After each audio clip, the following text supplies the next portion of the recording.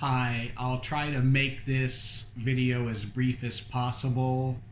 The purpose of this video is to let others know how the game, the gift exchange game, is put together, just in general. So if I share it with you, you'll know a little bit about what is behind the scenes. So if you can't adjust PowerPoint yourself, and you ask a friend who knows PowerPoint really well to help you out, they can watch this and get a glimpse of what my intention was. This is in no way a finalized programming feat, but it's enough to get through a game if you want to use a simple, straightforward approach. I've used a PowerPoint presentation that is saved as a macro enabled presentation. It's really important that it be saved as that extra extension for some of the items in the PowerPoint exchange game, I'm calling it, to work. So I'm going to go back to PowerPoint and try to move this as I'm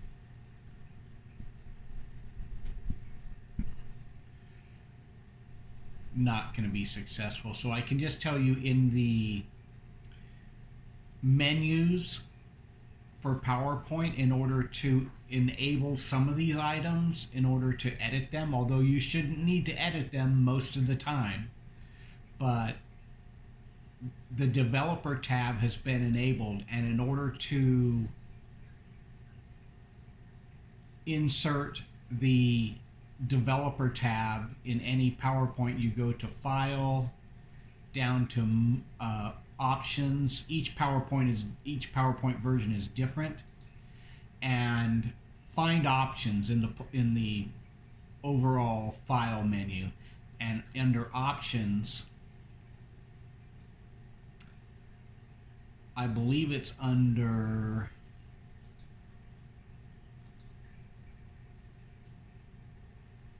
General,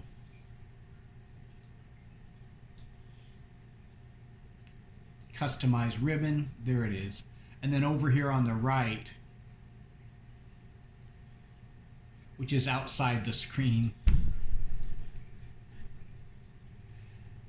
here over to the right is Developer tab. That comes unchecked by default, and you need to check this in order to have all the things in the game function well.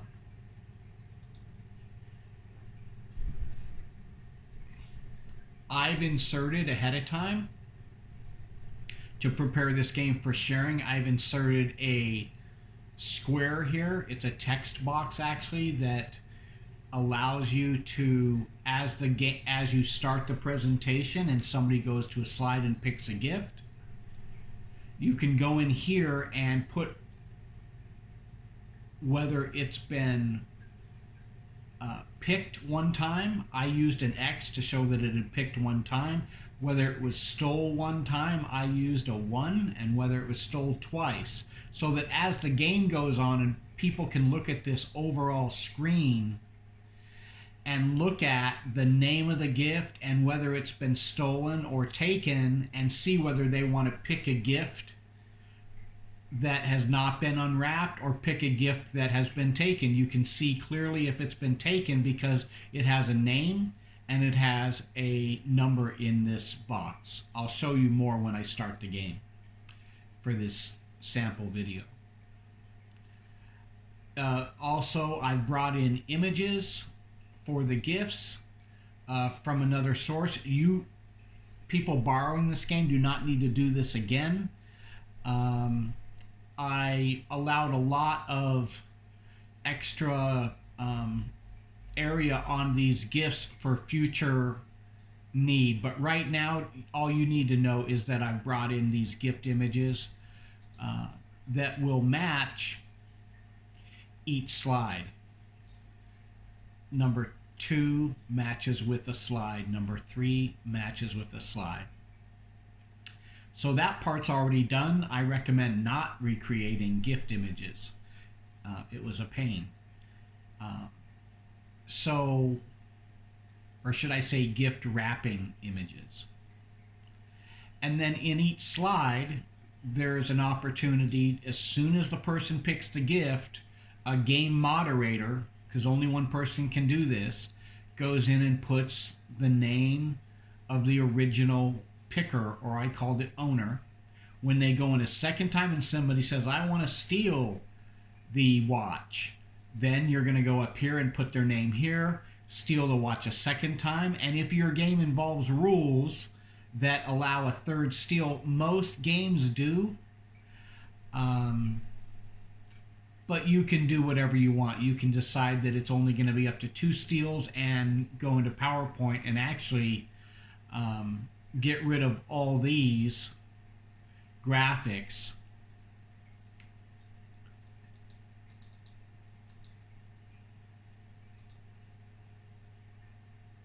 Get rid of all these graphics by one swipe.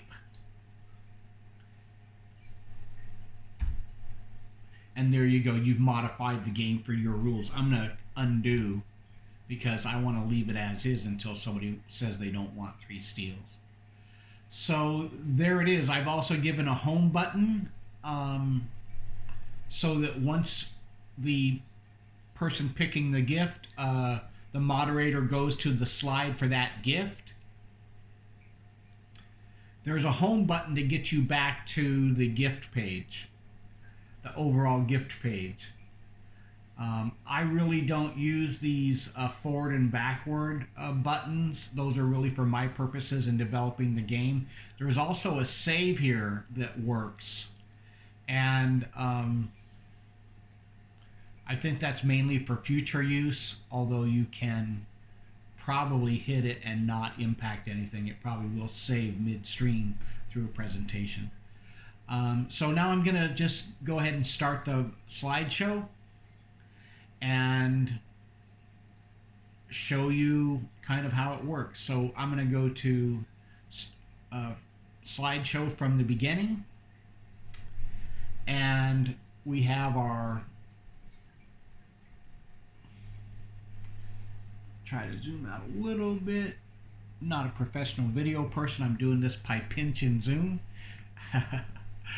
So that's our gift screen. We are now in a PowerPoint slideshow. And I notice sometimes there's so much going on here that sometimes it takes a couple seconds to get the hand to pop up. As if the game's not working, it'll be this, but really you just got to take your time. And when you go over something that is linked, the hand will come up. See hand versus cursor. So hand. So during the game, take your time. Don't go too fast, especially when you're using the home button. It may not show you a hand at first, but then it pop up. But there's a lot going on for basic PowerPoint. So the game started and 20 people are on Zoom, or how many people you have. Everybody's unmuted, and the coordinator says, we're going to start the game. Somewhere else, you guys have decided who's going to go first, second, and so on.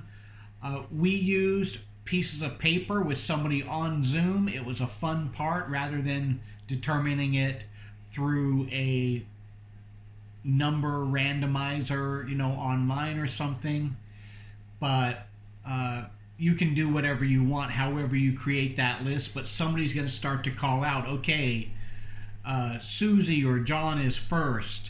And John will explain to them they need to pick gifts by the row or by the description so the coordinator knows what they're talking about. There's no way you could get 25 people to be in a PowerPoint or any software really and make it go smooth. So they'll say, I want that gold with the green ribbon in the middle, or I want gift number 6, 12, 13, 14, 15.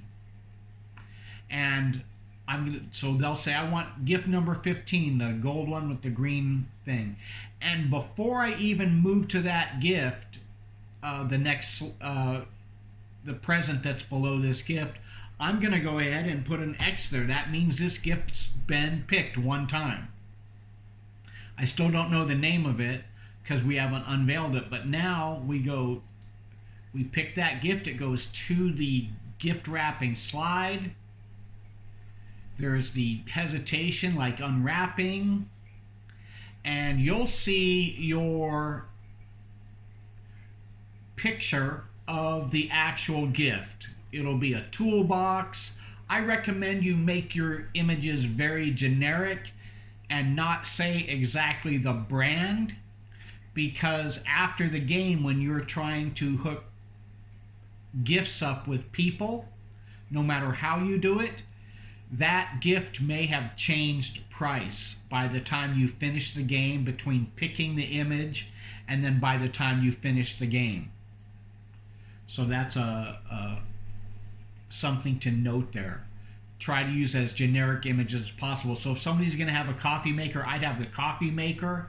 I'd have big letters, coffee maker, a 8-cup coffee maker, and then maybe one paragraph about what it technically, the specifications of what it does. You can copy and paste those to wherever you're creating your gift images, maybe even Word. You can copy and paste those directly from Amazon, usually using the first paragraph of the Amazon description,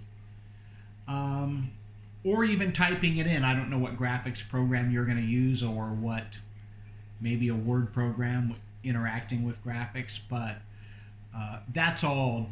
I made the mistake of using a brand names on some things or leaving them in there, and to the extent possible, you can't remove all the brand name logos, but let everybody know this is a facsimile of what the gift is.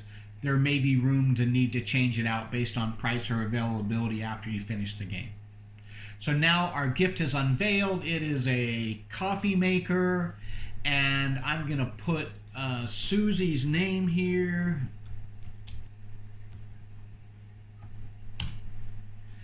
And go back home to ask the next person to pick a gift. Now, let's say the second person, just for the sake of sample, says, I want a gift that's already been opened, and I want a gift that's already been opened. I want this. It's going to say coffee maker.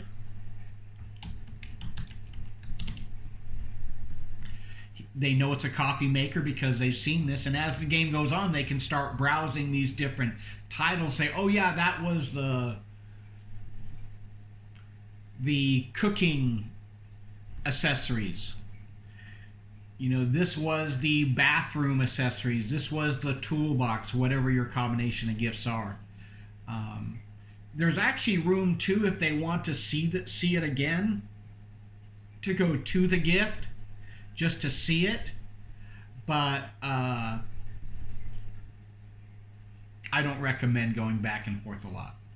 So now that they've picked a second time, now this is a steal, the coffee maker. Notice it doesn't, it's already unveiled itself. The only time it's going to re-unveil, re-unwrap, is if for some reason you've had technical difficulties and need to restart the game. Don't worry about it. Restart it. Go to hit an escape, restart the game, restart the PowerPoint slideshow, and you can say start from current slide, but I believe anything you've typed in here is going to be saved. That's what happened with me anyways. So now we come back, and now Cindy has stole it from Susie. Now, Susie needs to go back and make a choice from the home screen. What gift, whether it's going to be something that's already opened or whether it's a new gift. And let's just, for the sake of example,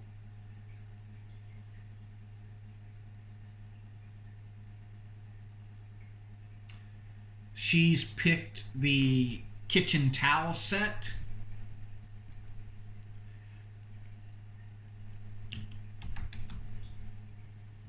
Let's say it's a kitchen towel set. I'm going to go over here.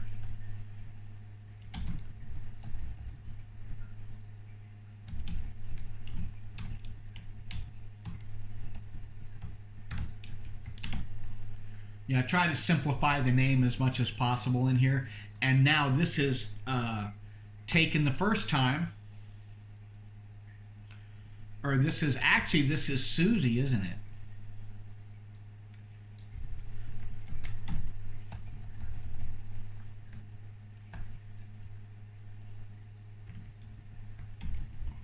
This is actually Susie. So notice I used the GIF link to go back to the slide, use the home to come back, and Susie now owns the kitchen towel set for the first time, and Cindy has stole the coffee maker, so I put a 1 up there. It's been stolen 1 time. Now this doesn't take that long once the game gets going. It helps to have another coordinator assigned that's not operating the game to watch and keep track of the same thing you are, but offline, like in an Excel spreadsheet or on a piece of paper. They will be saying gift 15 steal number 1 is Cindy. That's something separate from these instructions as to how you could best, if you want help. I'll tell you what we did. We did do an Excel spreadsheet. Somebody was in there typing things in so that they could give the game coordinator after the game whole list of everybody participating and who initially picked it, who stole it, and until it was frozen, and they keep the gift. And that's how you can, after the game, understand who owns what as far as the gift goes. So I hope this has helped, that you can just extend these instructions from what I've said. I can't go over instructions for a mishap during the game. I just hope that it doesn't happen. I've taken a lot of the bugs out, and so I'm gonna, when you're ready to get out of the game, let's just say the whole game's over, everything's filled in, all the names are filled in, but before I leave, I'm gonna actually, I'm not gonna take those out. I'm gonna show you what it looks like to save a game. So then I'm gonna escape. I'm gonna save the game, and now the actual game can be a backup recollection of what happened, because I know every gift was taken, and I know from going to the slides, that would be 6, 12, 15, which is 16 over here. And I know Susie had it first, Cindy had it second, and nobody else stole it, so it's Cindy's gift. It's just easier for a second person to track it by PowerPoint or paper offline, because the gift coordinator may get confused. If it was me gift coordinating, I did get confused a couple times. So you can change your title to whatever you guys want it to be. Each one of these is editable. You can even change your symbol if you want. You could even add a first black screen, dark screen, ready for a Santa Claus image, or whatever, a real Christmas tree with presents underneath it. You can do a lot of interesting things with PowerPoint, including insert interesting audio or video, like on a separate screen of a Christmas song or whatever, that automatically plays when you go to that screen. So there's a lot of possibilities, but if you just want to keep it simple, here it is. And I saved, but I'm going to go back to the beginning because I want to take these.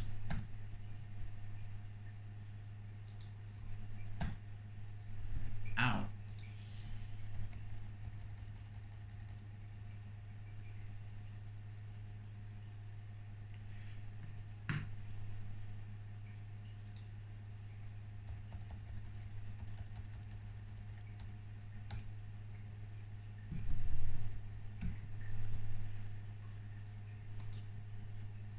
Now I'm going to close the file. I'm going to open the file.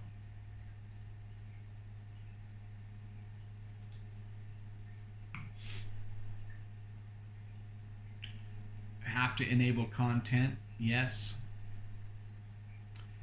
And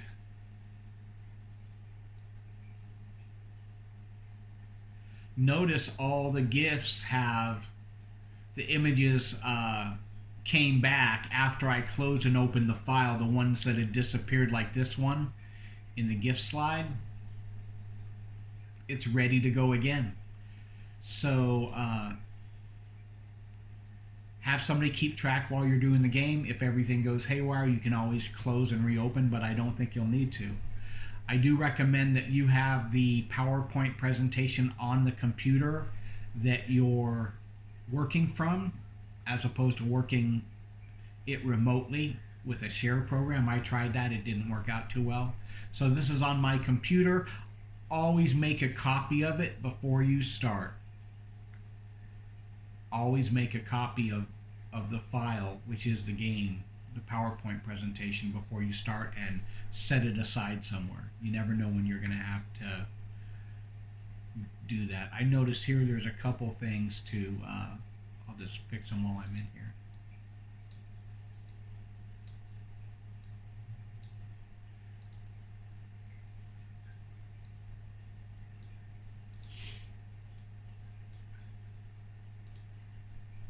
And that's it. Hope this helps. I know it was longer than it should be. I'm not a professional video guy, but any way I can help, I will. Thank you.